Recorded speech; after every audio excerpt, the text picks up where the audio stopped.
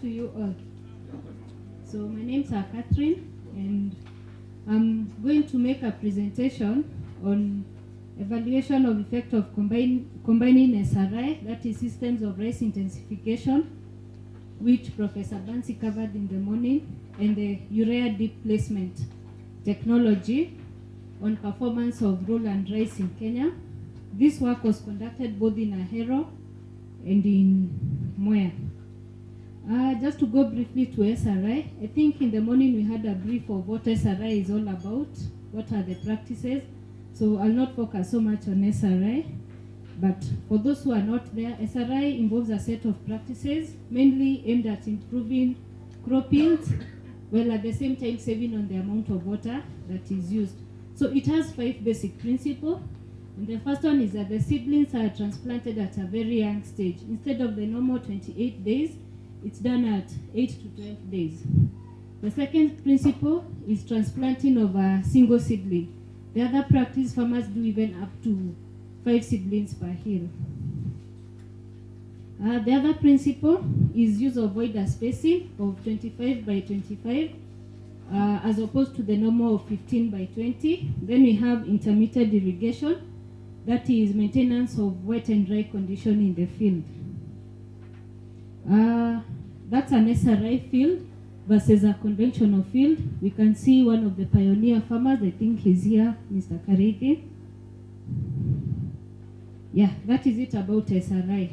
Then UDP is a new technology of applying fertilizer that was introduced by the International Fertilizer Development Corporation. And we did our own evaluation and we saw it had its own benefits.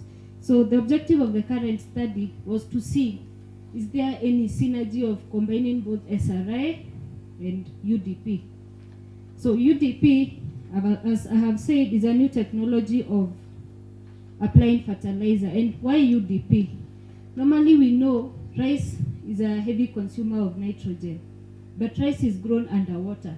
So the nitrogen losses are usually very high. And that is one of the reasons why we recommend the sulfate of ammonia as opposed to urea.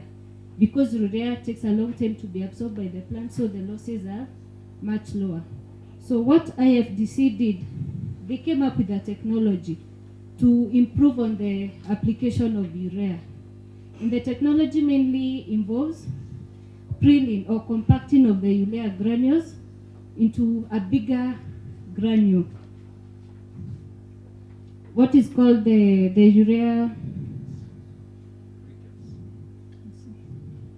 what is called the briquettes. And normally in Kenya there are 2 briquettes which are available, which IFDC was able to develop in collaboration with Mavuno, or they are the river mining company.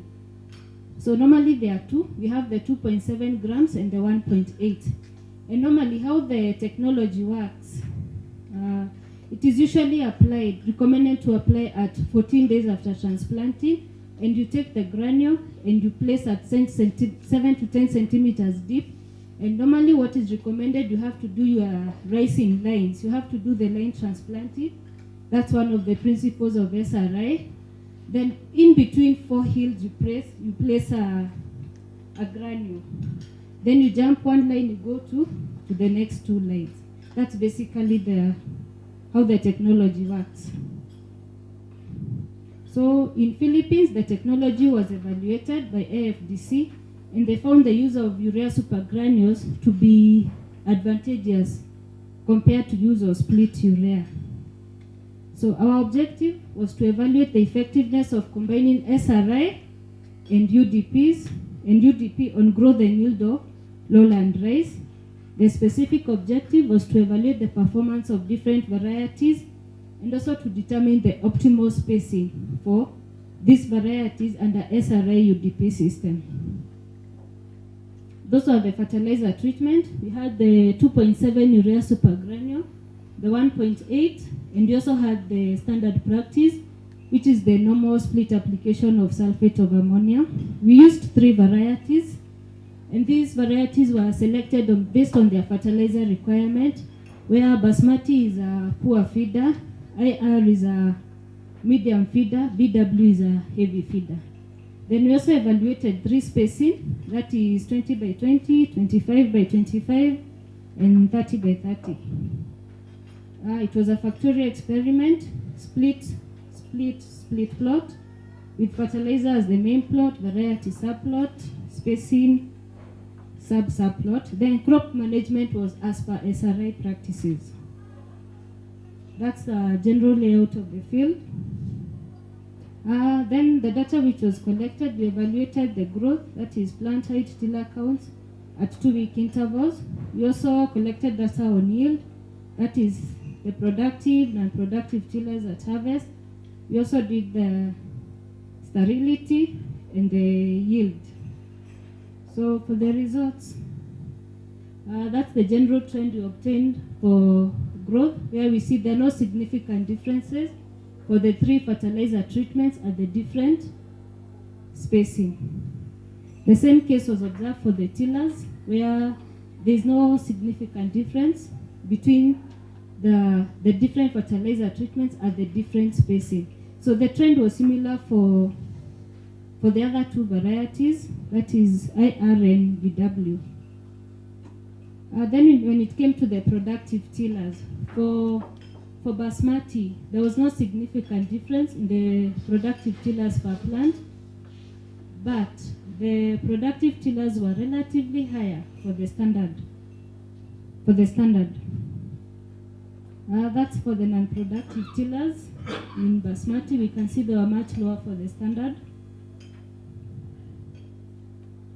Sterility, it was much higher for the standard at a spacing of 30 by 30.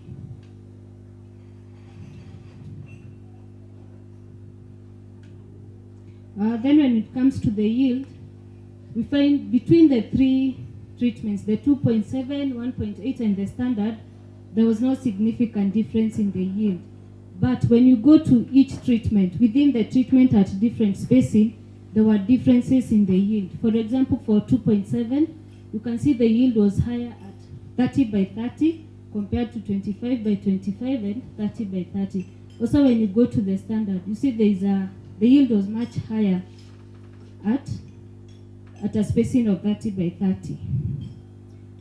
Then for IR, there was no significant difference in productive tillers across the different treatments at the different spacings.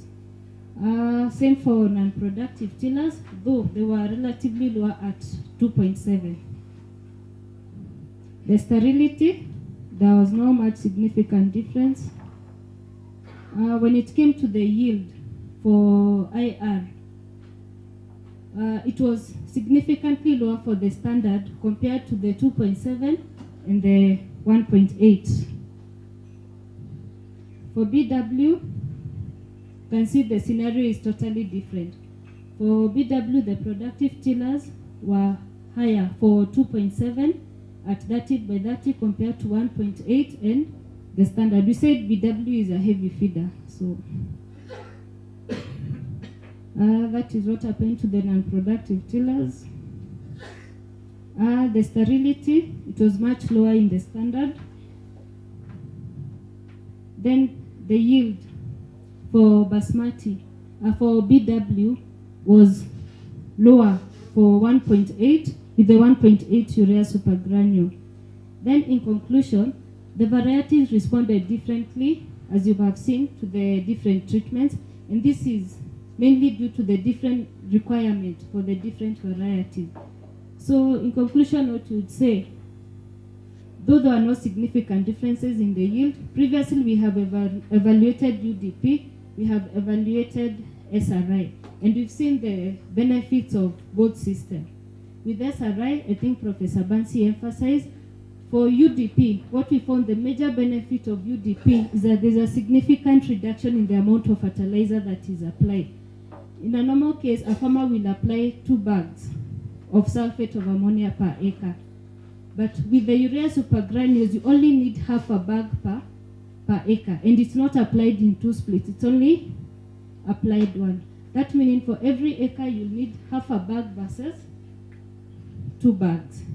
So it's against this background that you're saying the systems have their own benefit. And since this was just the first trial, we recommend that we repeat the trial, and we also do a cost-benefit analysis. Thank you.